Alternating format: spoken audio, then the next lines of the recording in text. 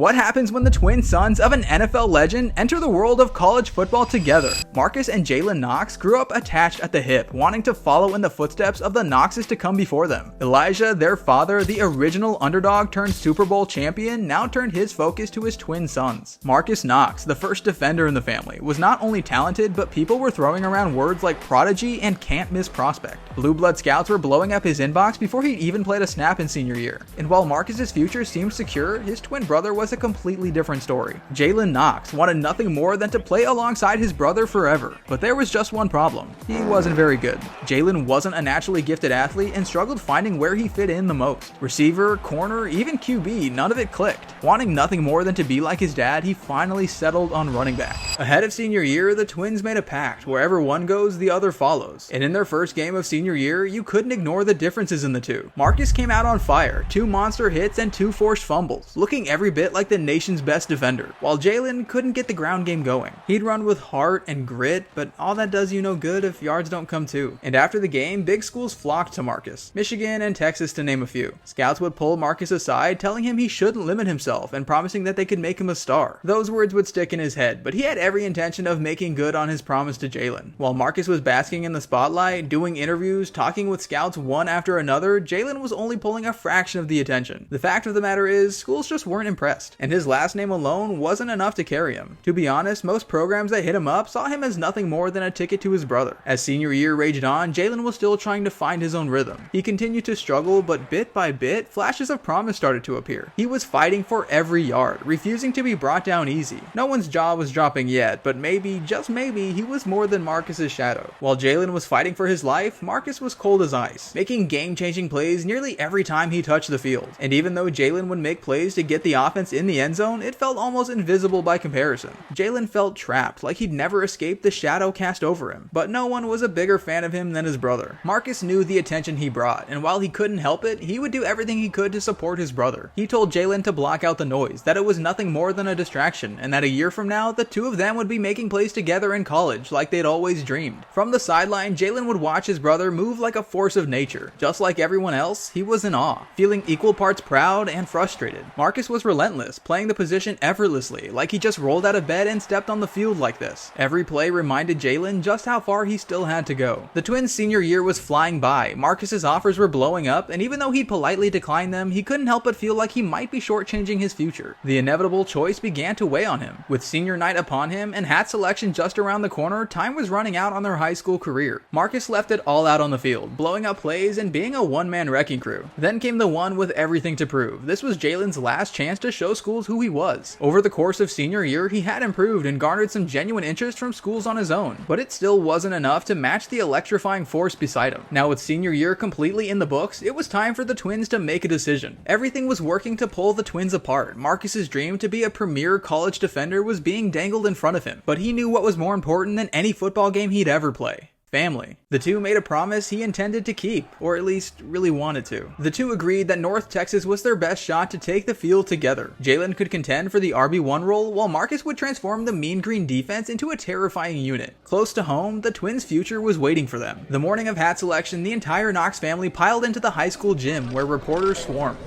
Marcus, are you really going to commit to North Texas? Do you feel like you might be selling yourself short? Is playing with your brother truly more important than winning a championship?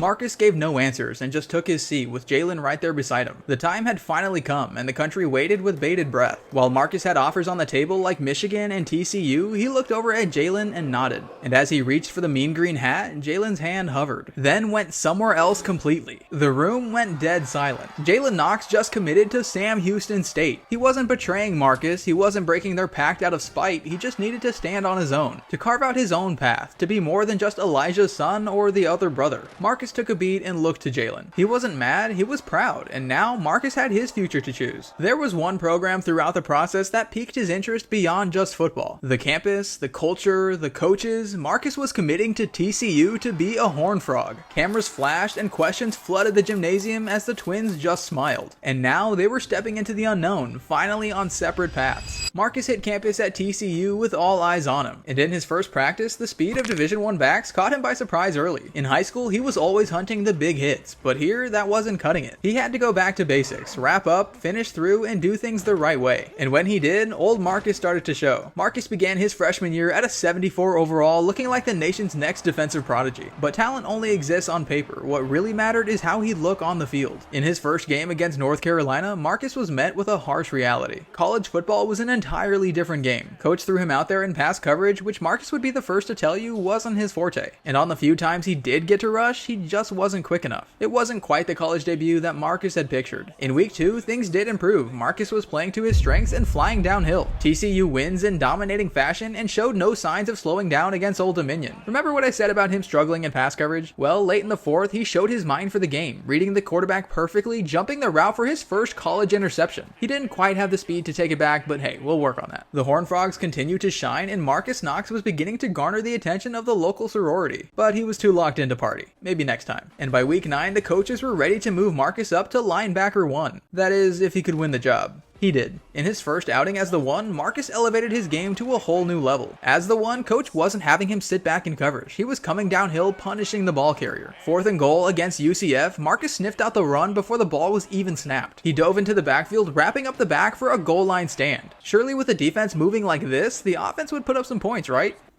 Right?